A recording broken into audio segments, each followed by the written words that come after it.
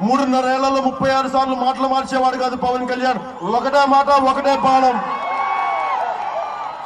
మాట మార్చం. చెప్తాను, అవసరమైతే మీకు నేను తప్పు చేస్తే చెప్తాను మీకు. నేను మళ్ళీ పొరపాటు జరిగింది క్షమించండి. ఆ తర్వాత మీరు శిక్ష విధించేస్తే కూడా నేను తీర్చుకునే వ్యక్తి ఇంకా తప్పించుకునే వ్యక్తిని అయితే కాదు.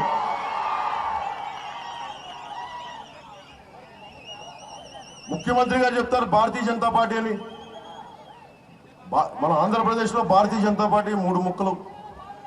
ఒకటి రాయలసీమ భారతీయ జనతా పార్టీ, మూడు భారతీయ జనతా పార్టీలు మన దేశం, మన రాష్ట్రంలో. ఒకటి తెలుగుదేశానికి అనుకూలంగా ఉండే భారతీయ జనతా పార్టీ, ఒకటి నేషనల్ స్థాయిలో ఉండే భారతీయ జనతా పార్టీ ముక్క, ఇంకోటి వైఎస్ఆర్సీపీకి అనుకూలంగా ఉండే భారతీయ జనతా పార్టీ. 3 జాతీయ పథకాలు. ముఖ్యమంత్రి గారికి అనుకూలంగా ఉండే భారతీయ జనతా పార్టీ ఉన్నంతకాలం ముఖ్యమంత్రి గారు భారతీయ జనతా పార్టీని ఎంత గొప్ప పార్టీ అని చెప్తా వచ్చారు. నాకు ఆ 3 ముక్కలతో నాకు సంబంధం లేదు. నాకు ఉన్నది ఒకటే సంబంధం, ప్రజలతోనే సంబంధం. నాకు భారతీయ జనతా పార్టీతో సంబంధమే లేదు. నాకు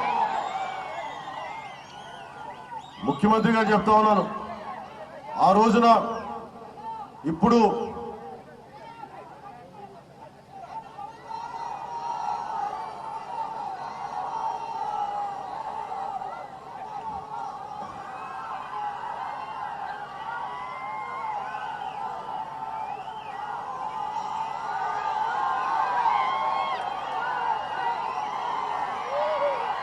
మనకి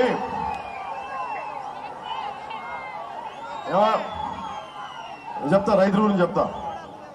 జీలకర్రలో కర్ర ఉండదు, నేతి బీరకాయలో నెయ్యి ఉండదు. ముఖ్యమంత్రి గారి రైతు రుణమాఫీలో మాఫీ లేదు. అది సంగతి. నేతి బీరకాయలో నెయ్యి ఎంత ఉంటుందని మనం నమ్ముతామో, ముఖ్యమంత్రి గారి రైతు రుణమాఫీలో కూడా అంతే రుణమాఫీ, అదే లేదు, అంతే ఉంది. ఏ రోజున